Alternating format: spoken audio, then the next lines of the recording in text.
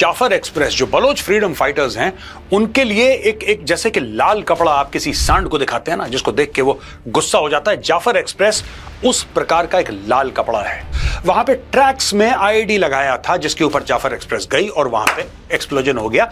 5 से लेकर 6 लोग घायल हो गए। किसी के मरने की खबर नहीं आई अभी तक। अब किसी के मरने की खबर नहीं, हो सकता है कोई ना भी मरा हो। It's highly possible. और यह भी पॉसिबल है दोस्तों कि यह बात दबा दी गई हो। और जाफर एक्सप्रेस पे हमला हुआ ये पहली बार तो हुआ नहीं है। और मुझे ऐसा लगता है, एक फर्म बिलीफ है कि जब भी जाफर एक्सप्रेस पे हमला होता है ये मैसेजिंग होती है। अगर नॉर्मली आप सोचें तो आप बोलेंगे नहीं साहब ये तो बीएलए वालों का खेल हो सकता है। दोस्तों क्या ये हो सकता है? Just think about it. आराम से ठंडे दिमाग से सोचिए, क्या ये हो सकता है कि काम चाइनीज ने करवाया हो? जाफर एक्सप्रेस पे दर्जनों बार हमले हो चुके हैं और किसी ट्रेन की खबर नहीं आती। अगर खबर आती है जाफर एक्सप्रेस की, तो क्या ये जो बम धमाका हुआ है जाफर एक्सप्रेस में, ये अमेरिकन को अनसेटल करने की साजिश है कि यार कुछ ऐसा कर दो कि अमेरिकन के हाथ पैर फूल जाएं?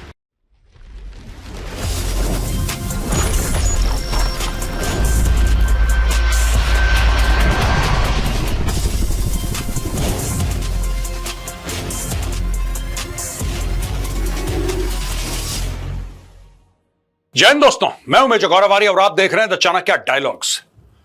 आज सुबह फिर से एक बार जाफर एक्सप्रेस पे हमला हो गया।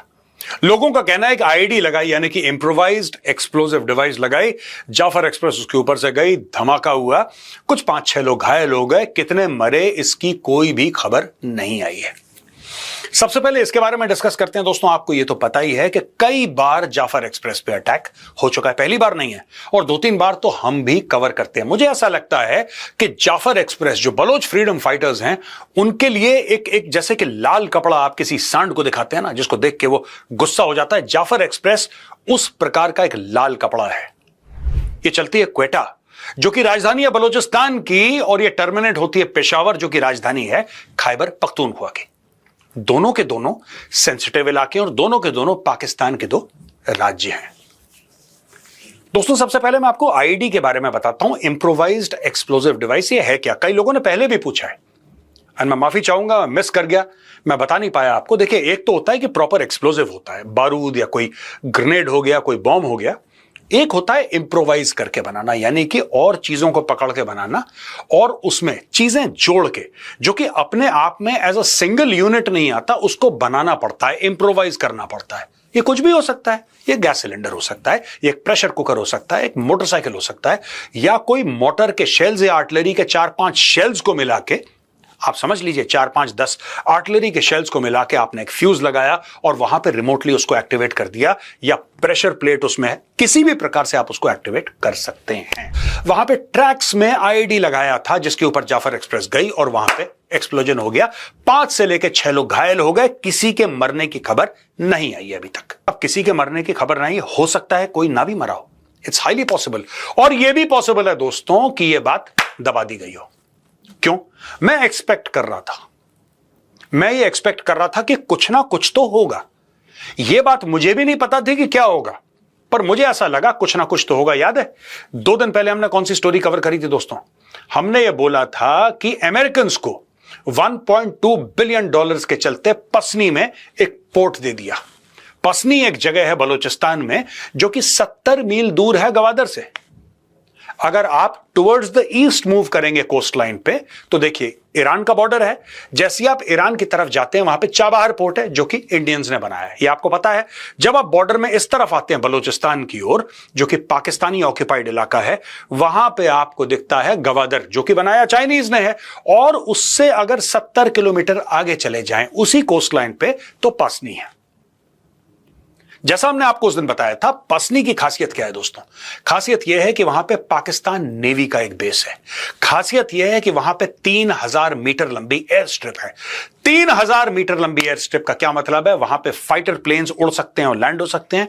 बड़े बड़े ट्रांसपोर्ट एयरक्राफ्ट टेक ऑफ और लैंड हो सकते हैं। वहां पे बड़े बड़े ड्रोन्स, लंबी मारक क्षमता वाले ड्रोन्स लैंड हो सकते हैं, टेक ऑफ हो सकते हैं। वहां पे इंफ्रास्ट्रक्चर बन सकता है, इतनी जमीन है।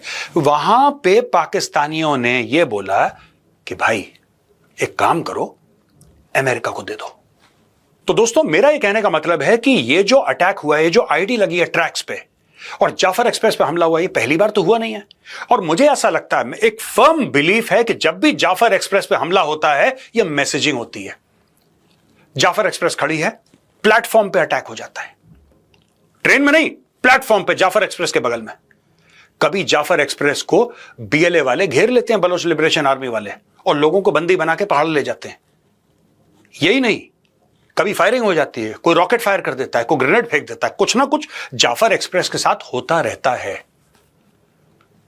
क्या यह मैसेजिंग है अमेरिकन को कि अगर तुम आए तो हम तुम्हें छोड़ेंगे नहीं?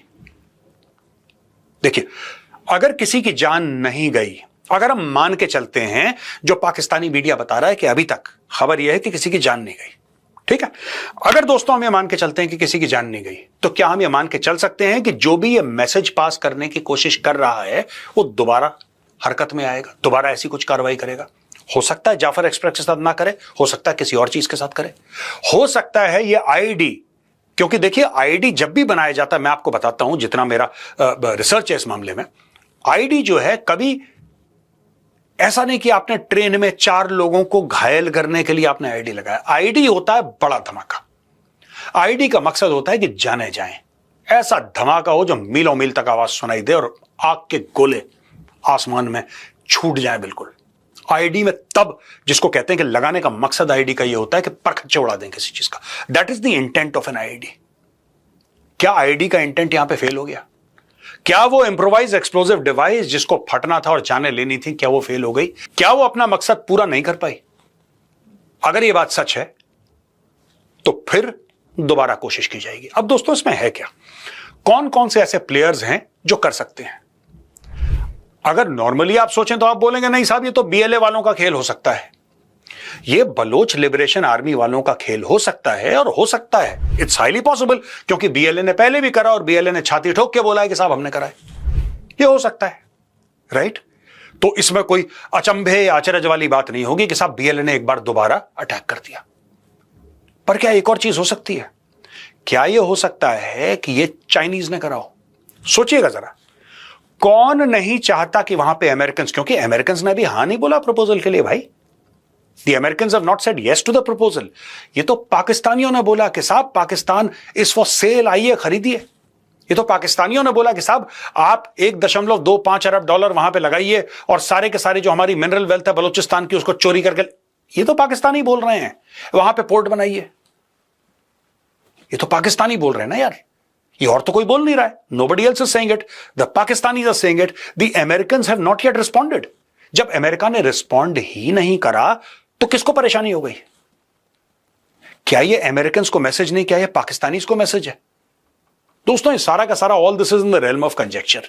क्या ये हो सकता है, क्या ये हो सकता है? मैं ऐसी बातें कर रहा हूं इस वक्त क्योंकि अभी तक कुछ क्लियर नहीं है।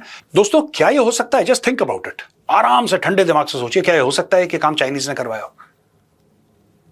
सोचिए, ग्वादर से 70 मील दूर, ग्वादर जहां पे चाइनीज नेवी, सुनिएगा ध्यान से, जहां पे चाइनीज नेवी आती है, चाइनीज शिप्स आते हैं, जहां पे चाइनीज इंजीनियर्स हैं, जहां पे चाइना ने अरबों डॉलर का पोर्ट बनाया है, hundreds of millions of dollars का एक इंटरनेशनल एयरपोर्ट बनाया है, एक शहर बसाया है जो कि टर्मिनेशन पॉइंट है चाइना पाकिस्तान इकोनॉमिक कॉरिडोर का, राइट?